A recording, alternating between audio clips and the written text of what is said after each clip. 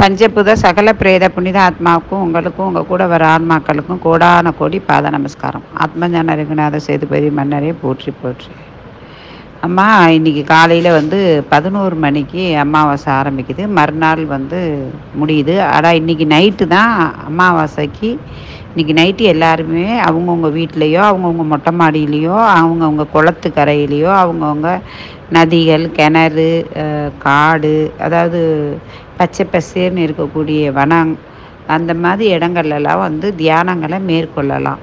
அப்படி தியானங்களை மேற்கொள்ளும் போது ரொம்ப ரொம்ப அற்புத சக்தி கிடைக்கும். அதே மாதிரி ஒரு விஷயம் நல்லா புரிஞ்சுக்கோங்க, தன்னுடைய தலையில் முடியாடக்கூடிய ஆட்டம் கூட நம்ம உடம்பு ஆடக்கூடாது. அந்த மாதிரி 20 நிமிஷம் நீங்கள் உட்கார்ந்து மூச்சியை உள்ளே அடக்கி மூக்கு வெளியே சுவாசத்தை மெதுவாக விடணும். மெதுவாக நூல் போல் விடணும். விட்டுட்டு நீங்கள் தியானங்களை மேற்கொள்ளணும். சூட்சும ரகசியத்தை நீங்கள் என்கிட்ட நேராக கற்றுக்குங்க.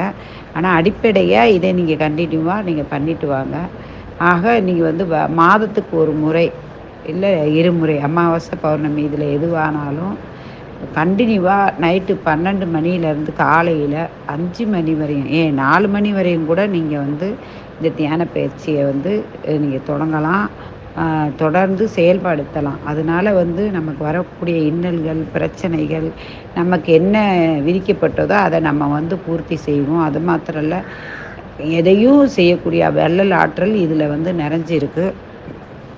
யார் ஒருத்தவங்க இந்த மாதிரி செய்து வர்றீங்களோ அவங்களுக்கு எப்படிப்பட்ட துன்பமோ அதிலேருந்து விலக முடியும். உதாரணத்துக்கு உங்கள் பக்கத்து வீட்டுக்காரர் சண்டை போட்டு கோர்ட்டில் கேஸ் போட்டிருக்காரு, சொத்தில் கேஸ் போட்டிருக்காரு, அண்ணன் தம்பிகிட்ட பிரச்சனை இருக்குது, கணவர் பிரச்சனை இருக்குது, மனைவி பிரச்சனை இருக்குது, பிள்ளை பிரச்சனை இருக்குது, தீராத ஒரு பிரச்சனை இருந்துகிட்டே இருக்குது, தீராத நோய் இருந்துகிட்டே இருக்குது, உயிருக்கு ஆபத்து, சாகும் தருவாயில் இருக்குது. அவங்களுடைய ஆயுள்களை நிர்ணயிக்கிறது, அந்த ஆயுள்களை தொடக்கிறதா முடிக்கிறதா அப்படிங்கிறது, அதாவது அவங்க வயது ரொம்ப ஆகி அவங்களுடைய நிலைமை சரியில்லாமல் இருக்குங்களா, அவங்கெல்லாம் இந்த மாதிரி முயற்சி பண்ணி நீங்கள் என்ன பிரார்த்தனை வைக்கிறீங்களோ அது முழுசாக உங்களுக்கு கிடைக்கும். அந்த பிரார்த்தனையில் நான் உலக மக்களுக்காக இந்த நாளை எப்போவுமே நான் எப்போதும் நான் தியானம் பண்ணுவேன். 2:30 மணிக்கு எழுந்திரிப்பேன், உட்காருவேன். அதே மாதிரி நைட்டு 12 மணிக்கு, 3 மணிக்கு, 1 மணிக்கு, 10 மணிக்கு, 11 மணிக்கு, இப்படி எல்லாமே நான் தியானங்களில் நான் வழி நடத்திட்டு போயிட்டுருக்கேன். அதே சமயத்தில் அந்த தியானத்தின் மூலியமாக தான் ஒருத்தவங்க பிரச்சனைகளையும் யாகங்கள், வேள்விகள் வளர்த்து பிரச்சனைகளை தீர்த்துட்டு இருக்கேன். அதே மாதிரி பாருங்கள், என்ன தான் பிரச்சனைகளை தீர்த்தாலும், என்ன தான் இது பண்ணாலும் என் மனசு வழிகளை தரக்கூடியதை மக்கள் செய்து கொண்டு தான் இருக்காங்க. இதெல்லாம் பார்க்கும்போது நான் எதுக்கு உயிரோடு இருக்கணும், இறைவா என்னை சீக்கிரமாக கூப்பிட்டுக்கன்னு சொல்லிட்டு உருகி என்னை அறியாமே என் கண்களில் கண்ணீர் வடியுது தவத்தில் இருக்கும்போது. ஏன்னு கேளுங்க, இப்போ யூபியில் ஒரு கூடவே பிறந்து வளர்ந்து ஆளான ஒரு தங்கச்சிக்கு தங்கச்சியுடைய கல்யாணம் வந்திருக்கு. அதனால் சும்மாவே அண்ணன்மார்களோ கல்யாணம் பண்ணிவிட்டு அண்ணன்மார்களோ தம்பிமார்களோ இப்போ கூட பிறந்தவங்களுக்கு எதுவுமே செய்கிறதில்ல. அப்படி ஒரு காலகட்டங்கள் முக்கால்வாசி மூழ்கி போயிட்டு இருக்குது. அது மாதிரி கல்யாணம் பண்ணால் அந்த கணவரை தன்னுடைய மனைவியாக ஆக்கப்பட்டவங்க வந்தவங்க உடனே கைவசம் வச்சு அவங்கள தனக்குள்ளே இழுத்துக்கிறாங்க. அப்படி அவங்களுக்கு பேச்சு கேட்டு போகலைன்னா அவங்களுக்கு வாழ்க்கையே போயிடுது, டைவர்ஸ் வரையும் போயிடுறாங்க. அவங்களுக்கு இல்லற வாழ்க்கை சுகமாக அமைகிறதில்ல. இந்த மாதிரி நிலைமைகள் நிறையா வீட்டில் நடந்துகிட்ருக்கு. அதுவும் இந்த யூபியில் தன்னுடைய தங்கச்சிக்கு கல்யாண நாள் வந்தது, கல்யாணம் வச்சுருக்காங்க அப்படிங்கிறது அண்ணனுக்காக அண்ணனாகப்பட்டவர் தங்கச்சிக்கு ஏதாவது செய்யணுமே அப்படின்ட்டு தங்கச்சிக்கு ஒரு டிவியும் ஒரு மோதிரமும் வாங்கி கொடுத்துருக்காப்புல. இதை தெரிஞ்ச தன்னுடைய மனைவியுடைய அம்மா, அப்பா, அண்ணன், தம்பி எல்லாம் இருக்காங்கல்ல, அவங்க எல்லாரும் சேர்ந்து கதவை அடைச்சிட்டு அந்த பையனை அடித்து ரத்தம் வர வச்சு அந்த பையன் தன்னுடைய சுயநிலவு இல்லாமல் கீழே விழுந்ததும் அவனை கொண்டு போய் ஹாஸ்பிட்டலில் கொண்டு போய் பார்க்க கூட மனசு வராமல், நீ எப்படி உன் தங்கச்சிக்கு மோதிரத்தை கொடுத்த, எப்படி டிவி வாங்கி கொடுத்த அப்படின்னு சொல்லிட்டு அடித்தே கொண்டுட்டாங்க. ஹாஸ்பிட்டலுக்கு கூட்டிகிட்டு போயிருக்காங்க. பலனே இல்லாமல் அந்த பையன் இறந்தே போயிட்டான். ஒரு மனைவியோடைய சேர்ந்தவங்க அத்தனை பேர்களுமே கை வச்சு அடிச்சிருக்காங்க. அந்த காலத்துலலாம் கணவர் பேர் சொல்லவே பயப்படுவாங்க. ஆனால் அடித்து கொடுமையே இப்போ கூட சமீபத்தில் என்னை தேடி வந்த 2 தம்பதிகள் வயசானவங்க தன்னுடைய கணவரை பார்த்து மனைவி சொல்கிறாங்க, "ஏங்க உங்க பேர் சொல்லுங்கங்கன்னு" ஒரு சிரிப்பு சிரிக்கிறாங்க. அப்போ அவங்க அவங்க வந்து பேரை வந்து சொல்கிறாங்க என்கிட்ட. அப்போ இப்படியும் இருக்கத்தான் செய்கிறாங்க. அதே சமயத்தில் இப்படி அடித்து கொண்டிருக்காங்க. இதே இந்த மோதிரத்தை வாங்கின அந்த தங்கச்சியாக இருக்கட்டும், அந்த தங்கச்சி அந்த டிவியை பார்க்க முடியுமா, அந்த மோதிரத்தை போட முடியுமா, தங்கச்சியோடைக்கு மரண தண்டனை கொடுத்த மாதிரி தங்கச்சி அப்பப்போ துடிச்சு துடிச்சு வேதனைக்கு உள்ளாகணும் இல்லையா? ஆனால் இப்படிப்பட்ட அரக்கத்தனங்கள், இப்படி கொடூரங்கள் வந்து மனிதர்கள்கிட்ட புகுந்து கிடக்க நிறைஞ்சி இருக்குது முக்கால்வாசி பேர்கிட்ட. அந்த டிவியோ, மோதிரமோ, பணமோ, பதவியோ, பகட்டோ, சொத்தோ, பத்தோ, நகையோ எதுவுமே நிரந்தரம் இல்லையா? நம்ம விடுற மூச்சு நமக்கு சொந்தம் இல்லை. நம் சுமந்து இருக்கிற இந்த உடம்பு நமக்கு சொந்தம் இல்லை. இருக்கிற காலகட்டத்தில் நமக்கு ஒருத்தவங்களுக்கு ஒருத்தவங்க உதவி செய்யணும், ஒருத்தவங்களுக்கு ஒருத்தவங்க வந்து கைப்பிடிச்சு தூக்கணும் அப்படிங்கணும். அப்போ ஒரு இல்லற வாழ்க்கை என்னத்துக்கு இருக்குது அப்படின்னா, தன்னுடைய மனைவியை பார்க்கணும். அது கணவருக்கு பொறுப்பான ஒரு விஷயம். அதே சமயத்தில் அதுக்கு தான் பயிராக வந்து பெண்களை சொல்லுவாங்க, வேலியாக வந்து ஆண்களை சொல்லுவாங்க. ஆனால் இப்போ வந்து வேலின்னு சொல்லவே முடியாத அளவுக்கு பயிர்கள் இரும்பு பாறை கொண்டு வளர்ந்துருக்குங்க. ஒரு சில வீட்டுகளில் பெண்கள் வந்து தன்னுடைய கணவரை வந்து பல கொடுமைக்கு ஆளாக்குறாங்க. ஆண்களும் ரொம்ப ரொம்ப பாவப்பட்டவங்களாக இருக்காங்க. அதாவது நல்லவங்களுக்கு நல்ல பெண்ணுக்கு நல்ல ஆண் கிடைக்கிறதில்ல, நல்ல ஆணுக்கு நல்ல பெண் கிடைக்கல. அப்படி 2 பேரும் கிடைச்சா இறைவன் சும்மா இருக்கிறதில்ல. யாரையாவது ஒருத்தவங்கள தூக்கிடுவான், இல்லை 2 பேரையும் எடுத்துக்கிட்டு குழந்தைகளே அனாதை ஆக்கிடுவான்.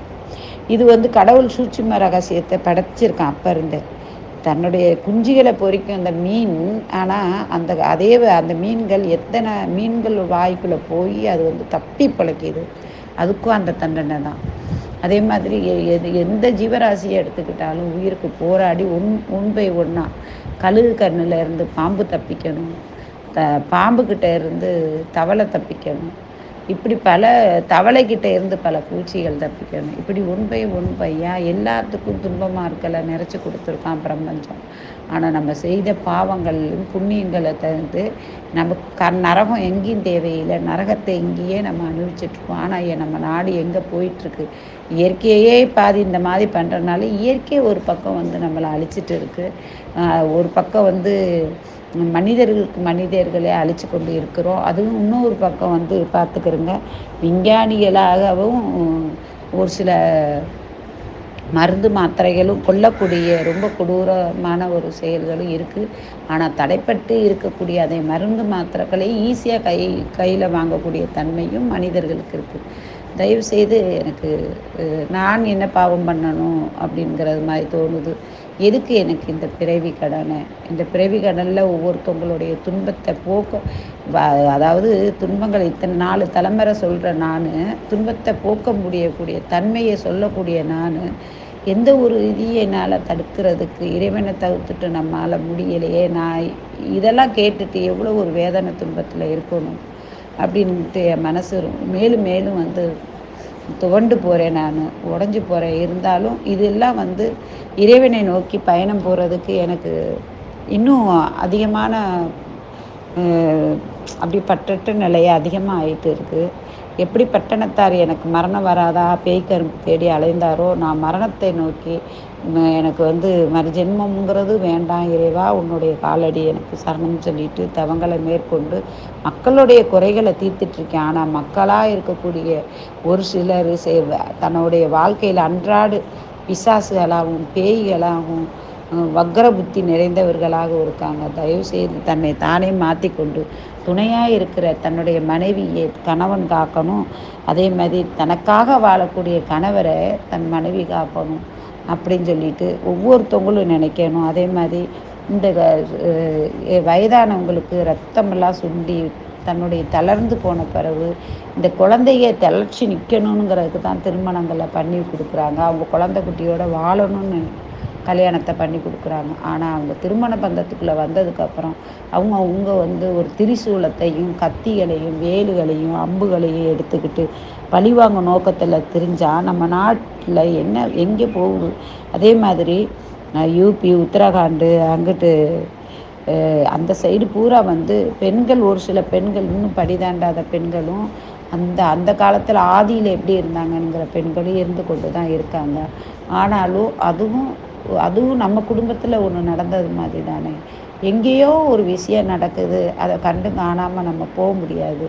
நம்ம குடும்பத்தில் அது நடக்கிறது ஒன்று தான், அங்கே நடக்கிறது ஒன்று தான். நான் எல்லா மக்களையும் என் பிள்ளையாக பார்க்குறேன், எல்லாமே என் குடும்பமாக பார்க்குறேன். அதனாலேயே என்னமோ எனக்கு வலிகளும் வேதனைகளும், இந்த தங்கச்சி என்ன காயப்படுவா, அந்த தங்கச்சி என்ன வேதனைப்படுவாளோ அதை காட்டில் 4 மடங்கு வேதனையை நான் சுமந்துட்டு இருக்கேன். இங்கே என்கிட்ட தேடி வர்றவங்க வந்து சந்தோஷமாக எல்லாரும் தேடி வர்றதில்ல. ஒன்று தொழில் நல்லா இருக்காது, வாழ்க்கை நல்லா இருக்காது, திருமண பந்தம் இருக்காது, திருமணம் ஆகாமல் இருக்காது, திருமணம் ஆகாமையே இருக்கும், அவங்களுக்கு குழந்தை பாக்கியம் இருக்காது. அதே மாதிரி அப்பா அம்மா உறவுகள் இறந்துருப்பாங்க, அவங்களுடைய ஆன்மா என்ன நிலையில் இருக்கும், அவங்க அந்த அந்த அன்பு உறவு கண்ணுக்கு முன்னாடி அந்த துடிச்சிட்டு இருக்கிறது அது எப்படி இருக்கும்? அதே மாதிரி சமீபத்தில் ஒரு பொண்ணு வந்தாங்க என்கிட்ட, அவங்க கணவர் இறந்துட்டார். ஆனால் அந்த கணவர் வந்து எனக்கு யாருமே வேணாம், அந்த சின்ன பொண்ணாக இருக்குது, அந்த பொண்ணு கணவரே வேணாம், யாருமே வேண்டாம், சாரி கணவர் வேணும் ஆனால் யாருமே வேணாம் அப்படின்னு எனக்கு கணவர் எனக்கு மீட்டி கொடுங்கன்னு சொல்லி கேட்டுட்டு போகிறாங்க. அப்படி இருக்கும்போது நான் அவங்களுக்கு உங்களுக்கு கணவருடைய உடம்பு கிடைக்காதுமா, ஆனால் கணவர் கூட நீங்கள் குடும்பம் நடத்தலாம். கணவர் வந்து எப்படி உயிரோடு இருக்கும்போது சம்பாரித்து கொடுத்தாரோ அந்த பணத்தையும் கொண்டு வந்து கொடுப்பார். ஏதாவது ஒரு மூலையில் எப்படியாவது ஒன்றில் வீடு கிடைக்கும், நிலம் கிடைக்கும், எல்லாமே கிடைக்கும். அப்படிப்பட்ட கணவரை உங்களுக்கே தர்றேன்னு சொல்லி சத்தியம் பண்ணி அவங்களுக்கு பூஜை பண்ணி, அதுக்கப்புறம் அந்த கணவர் வந்து ஒரு குறிப்பிட்ட நாள், நான் சொன்ன நாளில் வந்து அவர் வந்து எப்படி ஒரு கணவர் மனைவி தன்னை உடல் உறவு வச்சுக்கிறது, கால் அமைக்கி விடுறது, தலையை கோதி விடுறது, நெத்தியில் முத்தமிடுறது, எப்படி கணவர் வந்து ஒரு என்ன செய்ய வேண்டியும் அதை செய்யக்கூடிய இதுகளெல்லாம் செஞ்சுட்டு இருக்கார் ஆன்மாவா. அப்போ அப்படி அந்த பொண்ணு வந்து ரொம்ப சந்தோஷப்பட்டு இது பண்ணிச்சு. அதே மாதிரி அந்த கணவர் சாகிறதுக்கு முன்னாடி யார் கூட தொடர்பு வச்சாரோ அங்கேயும் போய் வருது. அதையும் வந்து இவங்களுக்கு தெரியப்படவும் அவங்க மனசு உடஞ்சி, என்னுடைய கணவர் அந்த வீட்டுக்கு போகாமல் இருக்க எனக்கு வழி பண்ணி கொடுங்க அப்படிங்கிறாங்க. அதாவது ஆன்மாவாக ஆன பிறகு கூட அவங்க இன்னொரு பெண்ணு கூட போகக்கூடாதுன்னு நினைக்கக்கூடிய சில மனைவிகள் இருக்கத்தான் செய்கிறாங்க. ஆனால் அதே சமயத்தில் தன்னுடைய கணவராக வர்றவங்களை அப்படியே ஆட்டி அடக்கி அவங்களுக்கு உறவு முறை அண்ணன் அக்கா தங்கை இப்படி அவங்கள கூட சேர விடாமல், போக விடாமல், பார்க்க விடாமல், உதவி செய்ய விடாமல் அதெல்லாம் பண்ணுறது ரொம்ப ரொம்ப தப்புமா. நம்மளுக்கும் நாம் பெத்த பிள்ளைகளுக்கும் அண்ணன் தம்பி இப்படி எல்லாம் வரும். இதெல்லாம் வந்து நீங்கள் வந்து மாற்றிக்கிறங்க ஒவ்வொருத்தவங்களும். இந்த பதிவெல்லாம் வந்து நான் இறந்து போனாலும் பிறருக்கு பயனுள்ளதாக இருக்கணுங்கிறது தான், மற்றவங்களுக்காகவே பயனுள்ள ஒரு கருத்து, உண்மையான விஷயங்களை நான் வெளிவிட்டுருக்கேன். நீங்கள் அப்படியே உங்கள் இதை பார்க்குற ஒரு சிலருக்கு ஒருத்தவங்க மனசில் இப்படி ஒரு வக்கர புத்தி இருந்தால் தயவுசெய்து உங்களை நீங்கள் மாற்றிக்கிறங்கம்மா. நான் இறைவனை தவிர்த்துட்டு எனக்கு வேறு வழி இல்லைம்மா. பிரபஞ்ச சக்தியும் சிவபெருமானும் மாத்திரம்தான் இந்த உலகத்தை தடுக்கணும், இந்த மாதிரி வரக்கூடிய ஆபத்துகளையும் இறைவனே தடுக்கணும்னு நினச்சிட்டு. ஆனால் கர்மாவினைங்கிறது ஒரு மனிதன் எவ்வளோ வக்கர நிலைக்கு போகிறானோ அவ்வளோ ஊக்கம் அவன் தலையில் அவனே மண்ணை வாரி போடுறான்ங்கிறது தான் உண்மைமா. வாழ்க வளமுடன். ஜெய் ஸ்ரீராம்.